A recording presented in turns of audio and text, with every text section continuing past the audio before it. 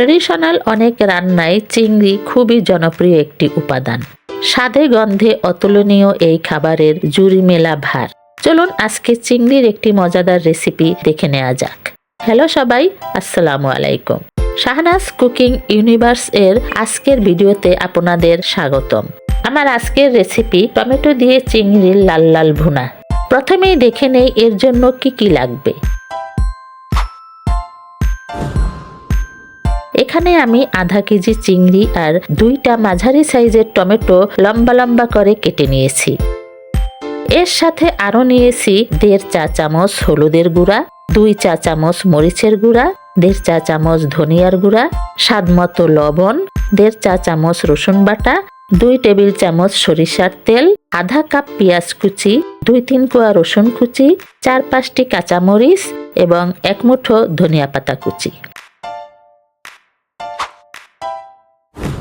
প্রথমেই চিংড়িগুলো ম্যারিনেট করার জন্য চিংড়ির সাথে আধা চা চামচ হলুদের গুঁড়া, আধা চা চামচ মরিচের গুঁড়া, আধা চা চামচ ধনিয়ার গুঁড়া, সামান্য লবণ এবং আধা চা চামচ রসুন বাটা দিয়ে ভালোভাবে মাখিয়ে 10 মিনিটের জন্য রেখে দিলাম।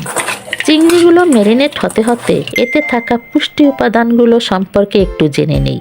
চিংড়িতে থাকা উচ্চমানের প্রোটিন মাংসপেশির বৃদ্ধি ও ক্ষয়পূরণে সাহায্য করা ছাড়াও হৃৎপিণ্ড এবং মস্তিষ্কের সুস্বাস্থ্যেও গুরুত্বপূর্ণ ভূমিকা রাখে।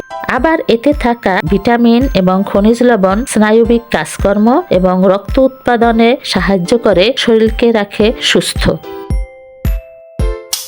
এবার রান্নায় ফেরা যাক। একটা প্যানে 1 টেবিল চামচ সরিষার তেল গরম করে এতে ম্যারিনেট করে রাখা চিংড়িগুলো দিয়ে দিলাম। 2-3 মিনিট হাই হিটে ভেজে এগুলো উল্টে দিয়ে আরো 2-3 মিনিট ভেজে তুলে নিলাম। ওই প্যানেই আরো 1 টেবিল চামচ সরিষার তেল দিয়ে দিলাম। তেলটা গরম হলে এতে পেঁয়াজ কুচি, রসুন কুচি ও কাঁচামরিচ দিয়ে কিছুক্ষণ ভেজে নিলাম।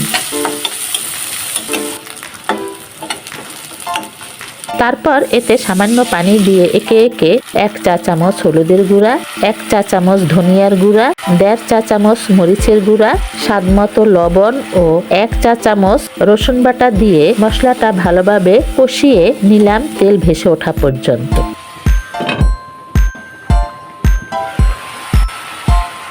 এরপর টমেটো দিয়ে ঢাকা দিয়ে আবার কষিয়ে নিলাম টমেটো সিদ্ধ হওয়া পর্যন্ত।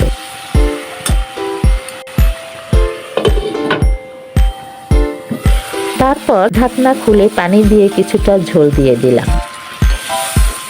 আচ্ছা, চিংড়ি কার কার পছন্দ কমেন্ট করে জানাবেন।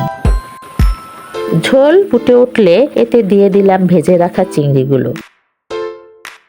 মাঝারি আঁচে ঢেকে রান্না করে নিলাম ঝোলটা ঘন হওয়া পর্যন্ত। সবশেষে ধনিয়া পাতা দিয়ে আরো 2 মিনিট ঢেকে অল্প আঁচে রান্না করে নামিয়ে নিলাম। বাস, তৈরি হয়ে গেল মজাদার ঝাল ঝাল লাল লাল চিংড়ি ভুনা।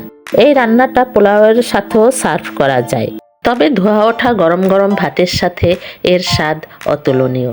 ভিডিওটি ভালো লাগলে লাইক দিবেন আর নতুন নতুন ভিডিও পেতে চ্যানেলটা সাবস্ক্রাইব করে পাশের বেল আইকনটি অন করে অল করে রাখবেন। ভিডিওটি সম্পূর্ণ দেখার জন্য সবাইকে অনেক অনেক ধন্যবাদ।